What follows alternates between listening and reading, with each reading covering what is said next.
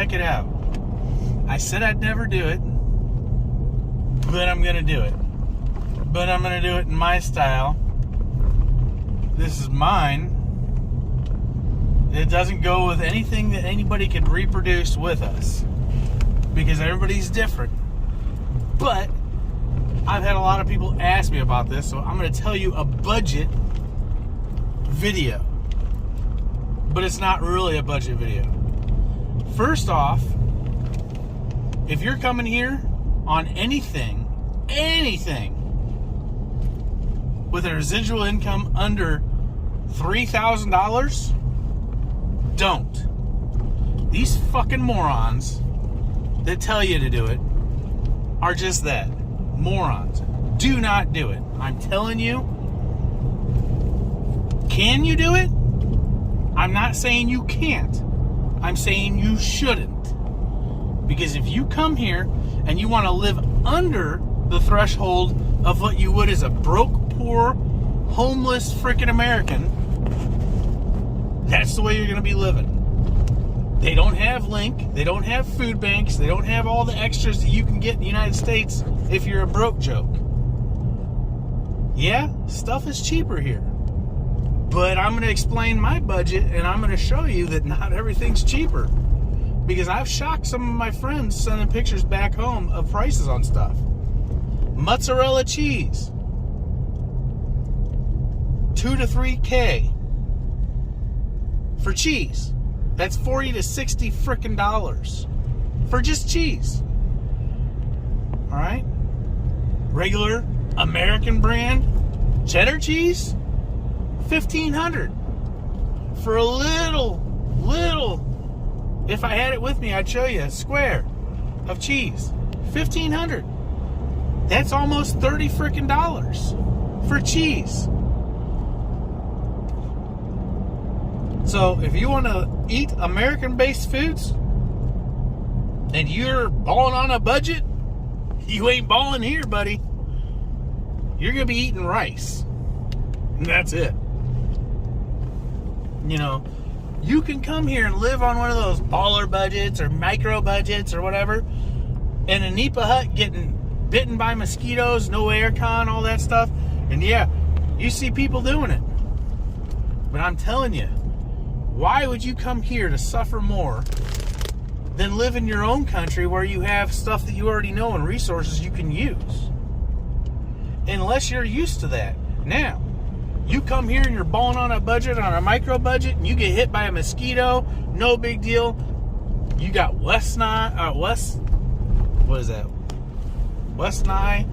freaking malaria, something like that, and you get hospitalized. Your micro budget just got you killed. Because sometimes the hospitals, unless you paid before, you're not getting admitted for anything. You're not going in. You're not doing anything. They'll turn you away. It's not like the United States where they can't refuse. No, you're screwed. Welcome to reality. You don't have insurance? You're screwed. I see all these budget videos. And these people don't add in all these extras. Alright? Trike fare adds up. It's cheap, but it adds up. Penny here, a penny there, a penny everywhere, you're losing money. Alright? If you're on a micro budget, anything that you use that's not to food, sorry. Now, these micro budget people, it's funny. A lot of them already own this stuff. And then they give out the micro budget. And I'm going, dude, if you come here with, I'll be really nice, $100,000 US, and you only get Social Security, and your only savings is $100,000, and your Social Security is only $600 a month. Let's be nicer, $2,000 a month. That's fine. But you're not going to be living large, you're not going to be living good, and you're not going to be living in a nice area. I don't know. Our rent, okay, let's go into my budget. I'm going to stop bitching. I'm just going to throw reality, a splash of water on these people's faces. All right? Our rent is $300. Okay, I'm gonna go in US dollars for this stuff. All right. Our car payment, $630. Our insurance happens 4 months out of the year, and it's $200 a month for 4 months, and then we're covered for the year. All right. Every 2 months, you've got to do a visa. Now, the visa extension is $20 to $40, let's say, okay?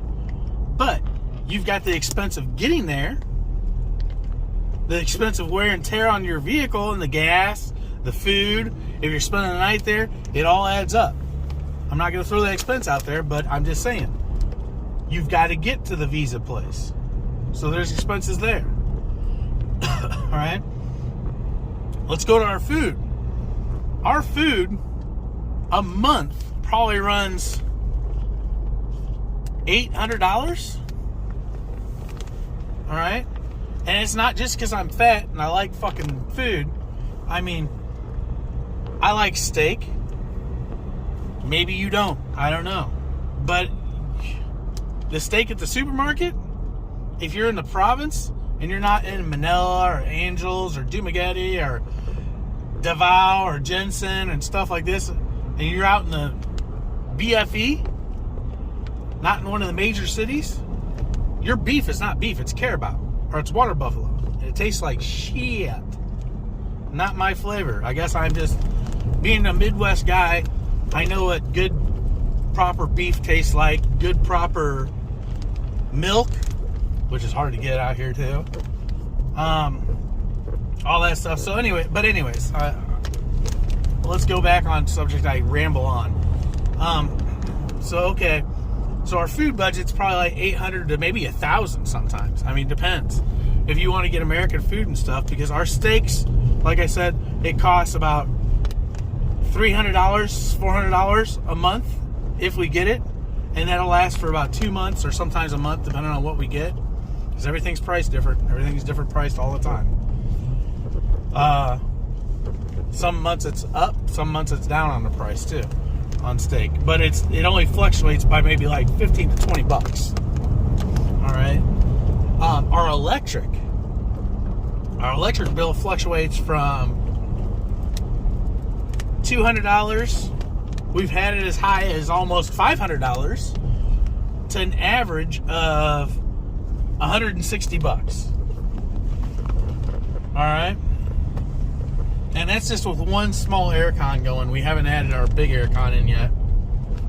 So it's going to go up to probably $2.50, $250 later on, $300 in the future when we add our other aircon in. What am I missing here? Our phone bills are cheap. You get a SIM card and you do a load a month. We do unlimited for each phone. So it's $40 total for us, for both our phones. But that's not doing calls. It's just text and videos and internet.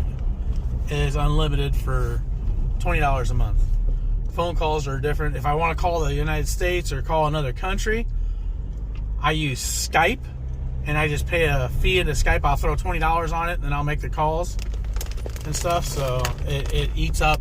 It's like $1.50 a minute or something like that. It's crazy. So it's just, yeah. So I don't call anywhere. I use, hopefully, it's people I know. If it's family, I use WhatsApp, or I use Messenger a lot. MySpace, or not MySpace, Facebook. Good Lord, what did I say? MySpace. I'm old. Anyways, so, I mean, then you got the internet expense for our house, which we got Starlink, which is like $50 a month. No big deal. But then you got the cost, you got to buy the Starlink, which it was running $500 for the initial Starlink, and then you had to pay the $50 after that to hook it up and get the service. So, I mean, these are expenses. Yeah, you could say my internet expense is $50 a month, but really it's not, because I had to buy the freaking Starlink. So it's more on top of that. That's more money you lose. That's why it's hard to do a budget. Because now if you get Starlink, it's like $200. And then it's like $50 a month. So budgeting off my budget would be different for you. You might use less electricity. You might use more electricity. Your electricity costs might be different from my electricity costs in Solico, Southern Leyte. You know, it's different. So trying to budget, you can get a general idea of budgets and the prices and stuff, but there is tons of hidden little costs that aren't into the budget that you can't. You'd have to put it as a miscellaneous column of like $2,000 a month. Let's say you accidentally run over a fucking chicken. That's immediately 7,000 pesos. They'll charge you for hitting a chicken. If it's a rooster. Or if it's a regular chicken, they'll just say, oh, that was going to be our meal and it lays eggs, and they'll charge you. And you get charged. It's expensive. You know? If our dog gets out in our area where we live, if your dog or your pet gets out and you kill a rooster, because they're all fighting chickens around there, it's immediately 7,000 pesos per. 7,000 pesos, 500 pesos, or 5,000 pesos is $100.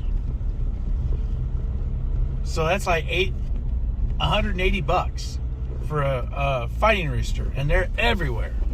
They've got little teepee tents, sometimes with 30 or 40 of them in a yard. Or sometimes your neighbor will have 2 or 3. But in our area, Padre Burgos area and stuff, and Southern Leyte area, if you kill, or your animal kills a rooster, it's immediately 7,000 pesos per rooster. It's crazy. These are little fines and stuff. Now, I'm not saying you will, but dude, sometimes these stupid roosters have been fighting so much, they're touched in the brain, they'll run right out into traffic on you, and you run them over. You run it over, you better keep on running and hope nobody in that area knows who you are. You get in a traffic accident or a traffic jam. Oh, there's money. You scratch a vehicle, you chase a bike off the road on accident, that's money. There's money expenses all over the place that you try to avoid. Some are unavoidable, you know. And these micro budgets, there's no way you can do it. Insurance, when you come here, you got 2 different kinds. You got life insurance and traveler's insurance. Travelers is if you're coming for just a short period, a short time.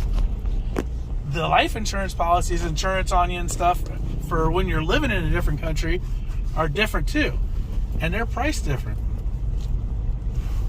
You need insurance to help pay for stuff, because stuff isn't really cheap when you're in the hospital and stuff. And their hospital will demand a payment up front. So you're going to have to get your insurance up, or you're going to have to get it reimbursed. I mean, I know that I haven't mentioned all our expenses. I've touched our vehicle. I didn't touch the gas in it. To fill our tank, we drop, what is it, $80 for 4,000 pesos to fill the tank from empty. And we'll do that 3 or 4 times a month, depending on how much we're traveling and how many places we're going. And I mean, that's the expense there. Our rent, it could vary. Our place before our place now only cost us 10. Now it's 15. You know, our power from our place before costs a lot. We were paying $400, $500 a month for our electric. Now we're paying $6, which is like $130 to $160, something like that. You know, our food costs, that varies every freaking month all the time. If you eat out or you eat in, or, you know, if you eat out, it's pretty cheap. You can go to places that are pretty cheap. It might cost you $20. Or you can get if you like seafood and fish and you can eat fish all the freaking time and survive off pork, chicken, and fish, and that's it, you can cut your food budget way down. But if you want milk, now it goes back up. You want cheese, now it goes way back up. You want fresh fruits, it's going to go up. Vegetables, depending on the vegetable, it can be cheap. Potatoes are rather cheap. Carrots are rather cheap. You want broccoli or cauliflower, now it gets expensive. These things are imported from other areas of the country, so the prices go up. So your food, you could budget, let's say, I'm going to spend $1,000 on food, and that's it. All right? And you're thinking you're generalizing and covering the whole thing. But at one time, onions were almost freaking $2 a kilo. So the food went skyrocketing up, and we were dropping like $1,500 in food a month. For our regular food, it only cost us $600 a month. Because it was crazy. It fluctuates every day, the money does. And every day the prices do. I mean, sometimes they change them in the middle of it. Like, I can go in and get milk, and it costs this amount, and then I come back 5 or 6 hours later or a day later, and it's a different cost. It went up or it went down. I don't know. Who knows? So trying to budget on food is hard to do. That's why I said, unless you have $3,000 to $4,000 a month residual income plus savings, and you're being single, it's good. I mean, I don't know. I might be able to make it on $3,000 living comfortably single, but for a couple of years I'd struggle. If you're buying a condo, that's going to cost you amount of money. If you're buying a vehicle, that's going to cost you amount of money, and that's going to cut into your budget of what you want to spend a month. Because really, when you're here to have fun and to explore and to see things that are new. You're not here to live in a fucking Nipa hut and not go anywhere any day. You know, you want to go to the ocean, you want to go to this place, that place. I mean, even having a parking, let's say I wanted to go to a certain beach. All right? There's an entrance fee. If you have a vehicle, there's a parking fee. There's fees. They're not much, but it adds up. So, I mean, on a budget, seriously, unless you own multi-millions of dollars and you can come here and throw down $100,000, $200,000 on your own fucking place, your own spot of land and your own house, and you buy a car, and your only expenses are internet, phone, food, and fun, then you can do it. If you have a savings of $200,000, or I say $100,000, all right, and then you have a residual income of $2,000, and you want to come here and live and get married, you could do it. You come here, you get married, you buy the land in your wife's name, you build the house in your wife and your name, you buy a car in you and your wife's name, and it's all paid off. Everything's paid off, and you still have, you know, that residual income of $2,000 coming in, and you still got $20,000 in the bank. You're good for a couple years. But if you add kids into it, it's another expense. It's more mouths to feed, more electricity gone, more gas used, more, you know, food. All that stuff is going to up. Your budget's going to change a lot, drastically, for a kid. Because you got school expenses you got to pay for, all this stuff. Man. I mean, you could do it on that, but I guarantee after about 5 or 6 years, you're going to have to leave and go make more money and come back. So, literally, my advice on a budget income is you need a residual income coming in. Residual means every month it drops into your account. All right? So, residual income, if you're wanting a family and to have kids and all that stuff, I'd say $4,000 or more.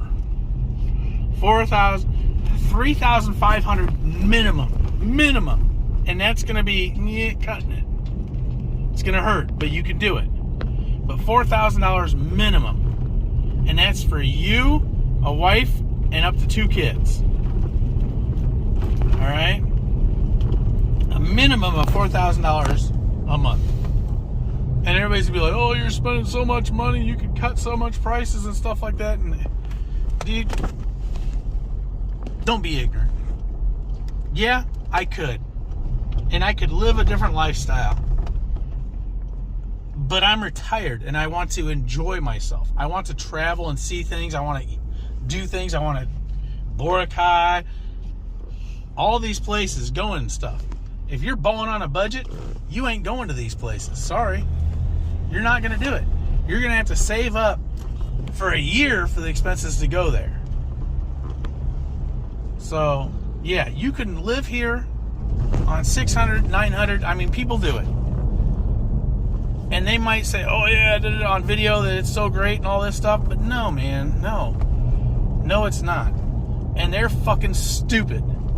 Because if they get malaria, or they break a freaking toe, or they do anything that they got hospitalized, they're dead. Period. Bottom line. They're gone. Because they can't afford it. You get hospitalized, and your budget on $600 is you're just breaking even almost. Where's your emergency expense? Hell, you can't even get out of this freaking country. A normal ticket, one way out of this country, cheapest right now, is probably like $700. Let's say $500, being nice. You're on a $600 budget, $900 budget, and you're breaking even almost? How do you buy that ticket? You can't. Welcome to the Philippines. You're here forever. I don't know. But take my advice with a grain of salt too. Because you know what? I live a different lifestyle. You could try to mimic my lifestyle to a T and it'll still be different. I don't know why anybody wanted to mimic my lifestyle, because it's not that great, but it's good for me. My wife and I enjoy it. We live comfortably. Our son's going to live very comfortably. We don't need YouTube. I don't make money off YouTube. I think I've made $100 off YouTube. I could care less. It's not my income. It's not my lifeline. It's not everything to me. I love telling everybody, and I love my friends that see it, experience it, and stuff like that, but these vlogs are for memories and for my family and friends back in the United States, and my friends that are around the world that want to know what's going on with our life. Anybody else wants to join in and check it out? Hey, we're here for you. I don't mind. It's all good. We love everybody and everything. We like to show our stuff off, so there it is. But yeah, any other budget questions or anything like that you got, that you want, put them in these videos and I'll answer them as best as I can. But any budget video out there, take it with a grain of salt, because their lifestyle, their area, their spot they're living in is going to be totally different and at different expenses than yours. And that goes with anybody. But please, and I've seen tons of people come here and have to leave because they listen to these freaking other YouTubers that tell them BS and blow smoke up their ass just for views. 4,000 or more. All right, 2,000 with at least 100,000 in the bank, but you're only going to be here for maybe 10 years. And then you're going to need more income, because time keeps on ticking. You can use that by money keeps on ticking into the future here. Unless you got a residual income coming in, you ain't going to cut it. I mean, you can live miserably and squalor and stuff and do that $600, $900, whatever. I've seen these people and I'm just like, whoa, jeez, why? To me, that's scary. If my wife got sick, I want to be able to throw down money and freaking make her good. If my kid got sick, I want to throw down money and make him good. because it's going to cost money at the hospital. And boy, if you don't have the money, you're either not walking in that hospital and they're going to kick you out, or you're going to be stuck in that hospital until you can pay it, and it's going to cost you every day you're stuck in there. And it keeps on building up and building up. It's like a credit card that's got a freaking 30% interest rate, and you just bought a freaking your rent on it. Now you're trying to catch up. You're never going to catch up. It's constantly going to be there. And you're going to screw yourself here with that. But like I said, take my advice with a grain of salt. The best way to be able to budget your Philippines adventure, if you're staying here long term or you're staying here short term, come here for a freaking month. If you come here for a month, have $4,000 in your pocket to get here, to spend. Now, you might have $1,000 left over when you go home, or you might have no money left over when you go home. But come here for a month, go around, check it out, see what you like, see what your budget's going to be, and it'll get it in your head on how much you're going to need to spend. That's the best advice I can give you on a budget. You make your own. Experience it. Don't throw everything up in the air and move out here on a whim without being here first. Because you need to experience it. You might be thinking it's the most best place. It's awesome. It's amazing. I love this freaking country. Oh my God. Da da da da. You sell off everything, pack everything, move here. After a month, realize, fuck this place. I don't like this. I was intrigued by YouTubers. Don't be that person. Come here for 2 weeks. Come here for a month. I'd say a month at the shortest. Because you get a free 30-day visa. That's why I always say a month. Use it. Because 2 weeks gives you a general idea. A month gives you a good idea. So, you budget yourself. You find out what you're going to need yourself. And come here. And I'll make another video on the first comers on what you want to do and how you want to check stuff. You know, like expenses for getting around, how to find an apartment to rent or a hotel, all that stuff in another video. Peace.